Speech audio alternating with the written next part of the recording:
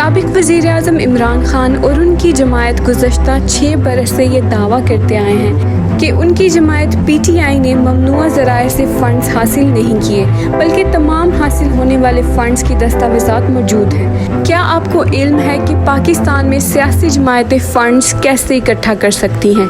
मुतल्लिका क़वानीन क्या हैं? अगर इल्ज़ामात साबित हो जाते हैं तो क्या पाकिस्तान तहरीक इंसाफ पर पाबंदी लग सकती है? और इस केस के पाकिस्तान के सियासी मुस्तकबिल पर क्या असरात होंगे? ये सब जानने से कबल ये जानना ज़रूरी है कि ममनुआ फंडिंग यानी कि प्रोहिबिटेड फंडिंग और फॉरेन फंडिंग में क्या फ़र्क है। ममनुआ और फॉरेन फंडिंग का मामला 1962 ही से पाकिस्तान की सियासत में शामिल रहा है। उस दौर में पॉलिटिकल पार्टी एक्ट बनाया गया, जिसके बाद फॉरेन फंडिंग और ममनुआ फंडिंग के बारे में तमाम सियासी जमायतों को रोक दिया गया।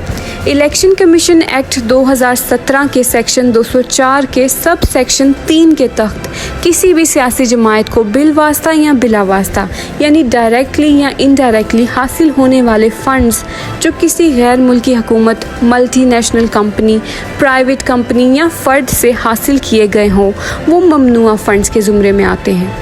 जबकि इलेक्शन एक्ट के तहत अगर कोई मुल्क या उसका कोई भी इदारा किसी दूसरे मुल्क की सियासी जमायत या पॉलिटिकल पार्टी को माली मदद फराहम करता है तो इसको फॉरेन फंडिंग कहा जाता है, और इलेक्शन कमीशन को इसके सबूत मिलते हैं तो ऐसी फॉरेन फंडिंग पर इस जमायत की रजिस्ट्रेशन को मनसूख या कैंसिल भी किया जा सकता है और उनके खिलाफ ज़ाब्ता फौजदारी के तहत कार्रवाई के लिए वफाकी हुकूमत या फेडरल गवर्नमेंट को सिफारिशात भेजने का इख्तियार है। जबकि किसी जमायत को कल अदम या प्रोहिबिटेड करार देने का इख्तियार वफाकी हुकूमत के पास है। अगर कोई शख्स जो कि पाकिस्तानी ना हो या अपनी पाकिस्तानी शहरियत छोड़ चुका हो और वो किसी सियासी जमायत को फ़ंड्स दे तो ऐसे फ़ंड्स ममनुआ फंडिंग के ज़ुमरे में आते हैं। क्योंकि PTI पर बनाया गया ममनुआ फंडिंग का केस 2017 से पहले की फंडिंग पर है, इसलिए उस पर 2017 का इलेक्शन एक्ट लागू नहीं होगा, बल्कि उसका फैसला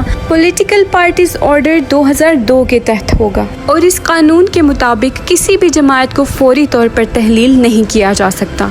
आर्टिकल 17 आइन में वाज़ेह है कि ऐसी फंडिंग पर पार्टियों को तहलील या डिसबैंड नहीं किया जा सकता, लिहाजा इलेक्शन कमीशन खुद से पार्टी तहलील नहीं कर सकता, फंडिंग जब्त कर सकता है। ममनुआ फंडिंग केस में ज़्यादा से ज़्यादा सज़ा जुर्माना है, इसके अलावा कुछ नहीं। लेकिन पाकिस्तान जैसा मुल्क जहां पर इंसाफ कौड़ियों के भाव बिकता है, यहाँ ये देखना अहम है कि तहरीक इंसाफ के ख़िलाफ़ कार्रवाई पॉलिटिकल पार्टीज़ ऑर्डर 2002 के तहत होगी या इलेक्शन एक्ट 2017 के तहत होगी।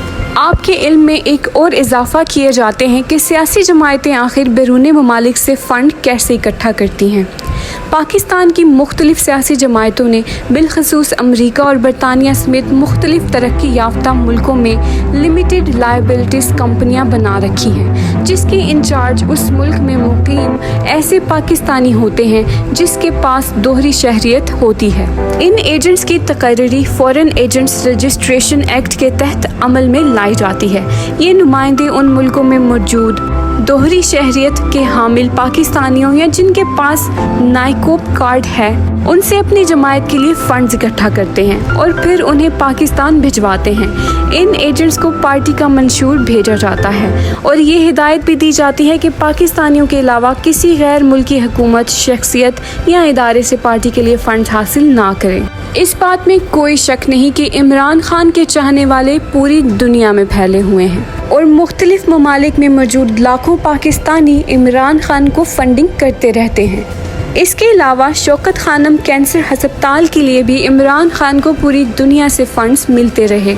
इसी हकीकत को मैनिपुलेट करते हुए इम्पोर्टेड हुकूमत इमरान खान को नाअहल करने के लिए एड़ी चोटी का जोर लगाने पे तुली हुई है। मगर ये दुनियावी यजीद और फिरौन इस बात से बेखबर हैं कि वतुइज़्ज़ु मन तशाउ वतुज़िल्लु मन तशाउ, यानी कि अल्लाह जिसे चाहता है इज़्ज़त बख्शता है और जिसे चाहता है ज़िल्लत बख्शता है। और इन जैसे दुनियावी फ़िरौन दुनिया व आखिरत दोनों में ज़लील व रुस्वा ही होंगे इंशाअल्लाह। ऐसी मज़ीद वीडियोज़ के लिए चैनल को सब्सक्राइब करें और बेल आइकन का बटन दबाना मत भूलें।